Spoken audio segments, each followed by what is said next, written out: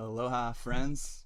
The uh, the marsh birds, this random bumblebee, and I would like to welcome you to part 7 of Being in the Way. This one's called The Way of Hiddenness, and the key text goes a little something like this: Be careful not to turn kindness into a performance.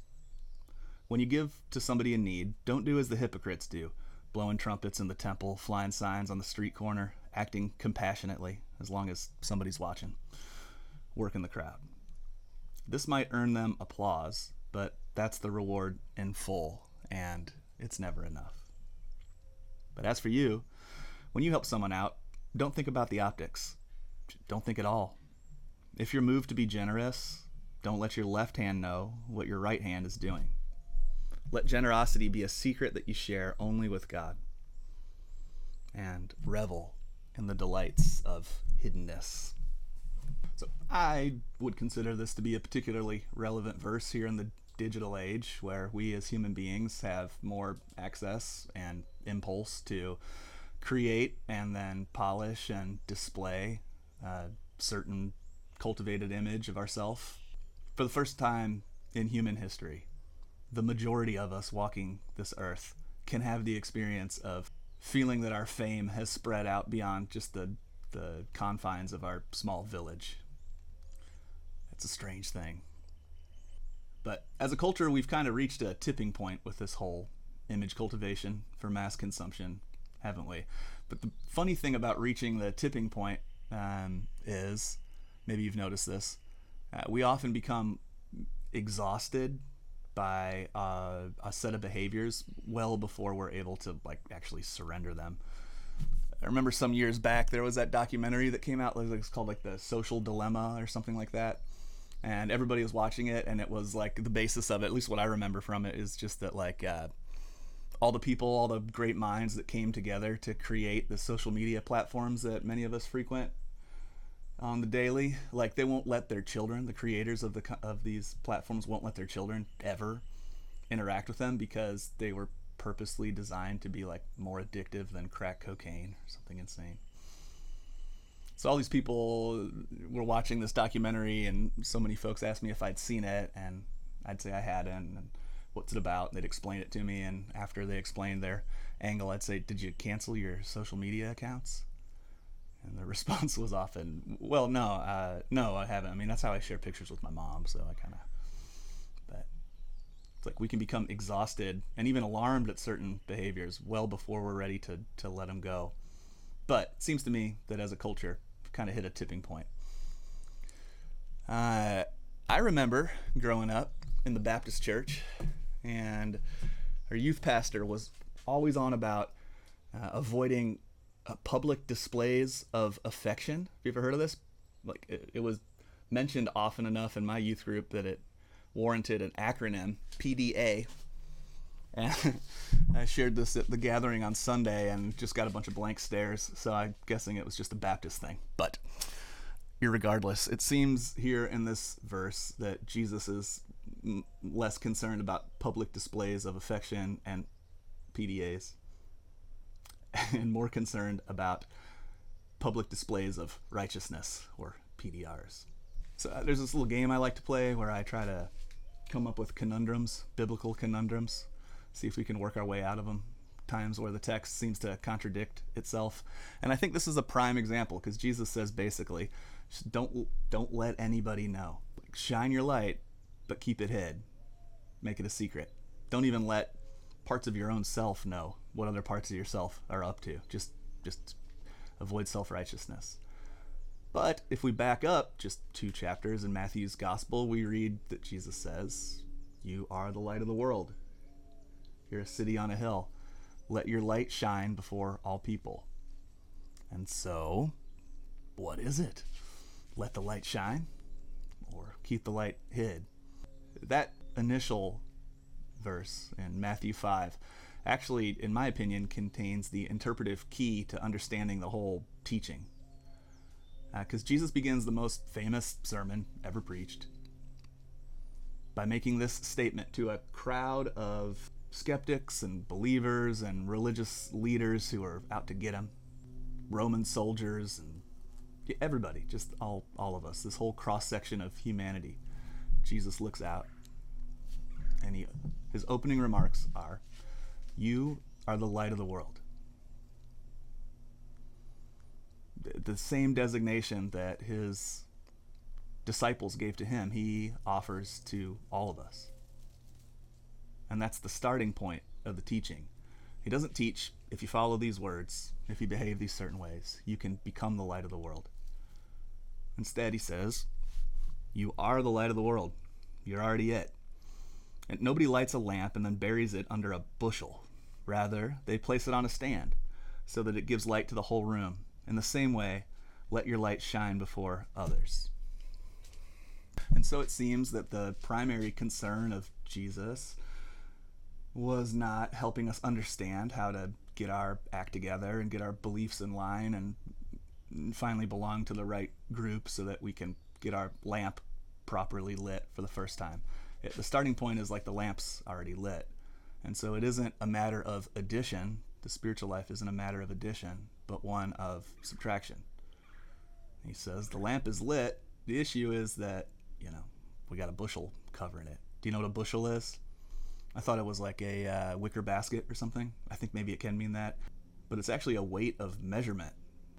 And ironically, paradoxically, it seems that one of the primary things that covers up the light is our compulsive, obsessive desire and attempts to shine. So the issue, as ever, isn't lack, it's attachment. And in this case, it's an attachment to constructing a sense of self through projected, reflected image. And that to me is what this ancient teaching, this ancient sermon is addressing. So you got to remember that one of Jesus' most often repeated phrases was this one.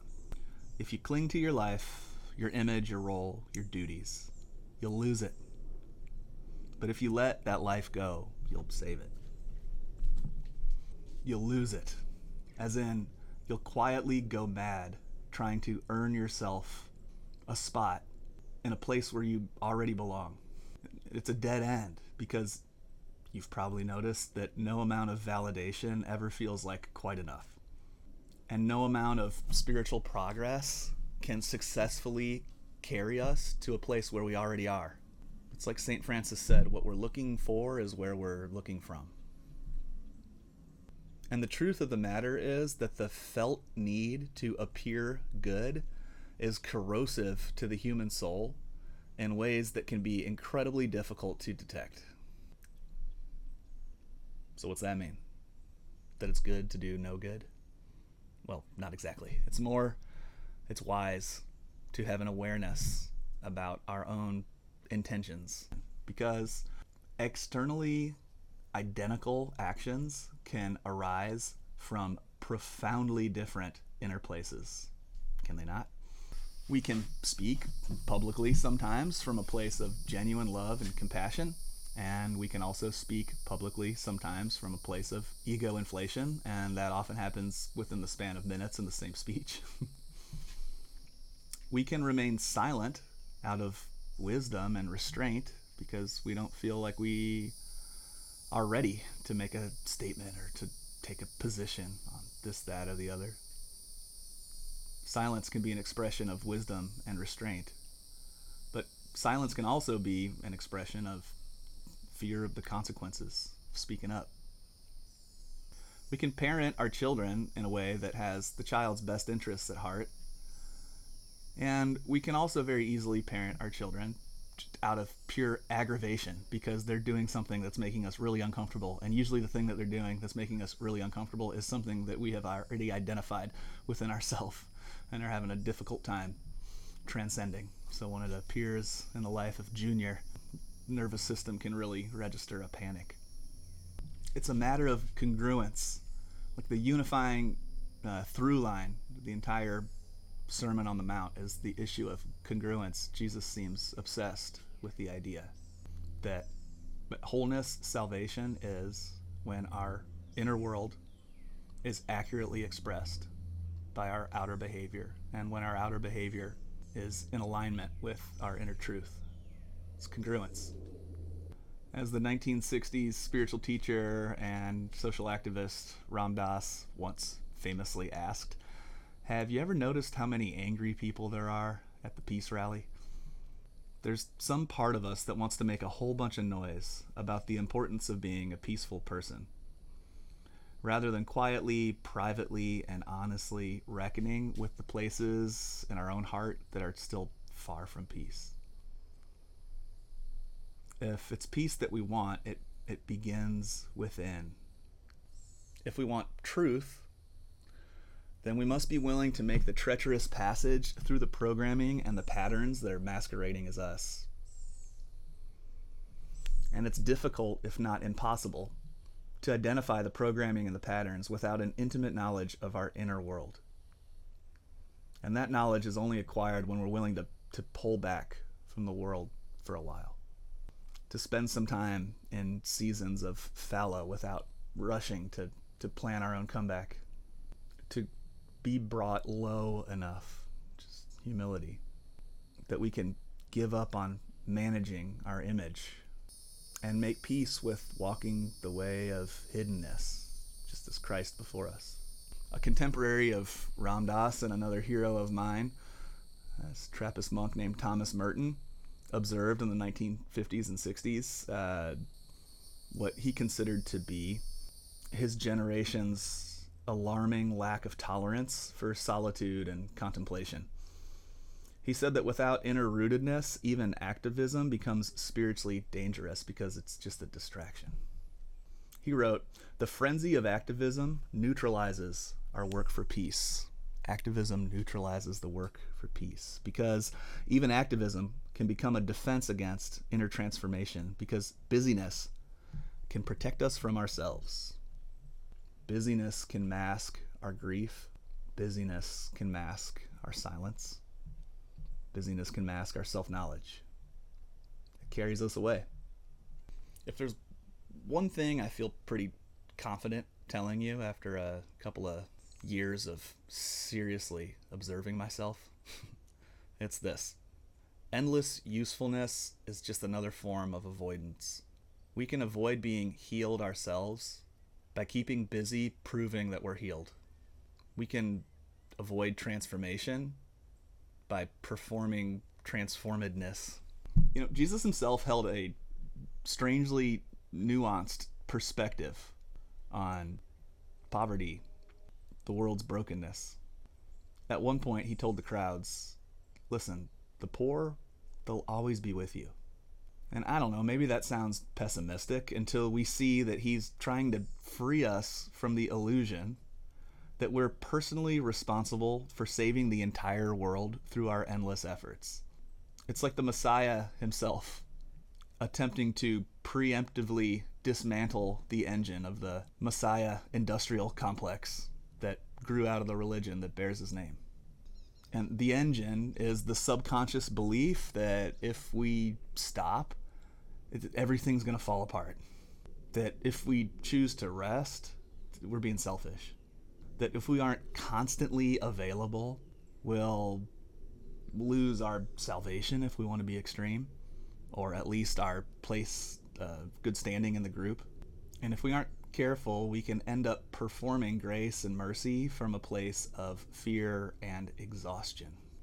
And the tragedy or the irony is that so much of this is done in the name of Jesus, the same Jesus who said, are you tired? Are you burned out on religion? Then come to me and learn how to truly rest. Practice the unforced rhythms of grace. The work is easy, the burden is light. The way is not an unending righteousness campaign.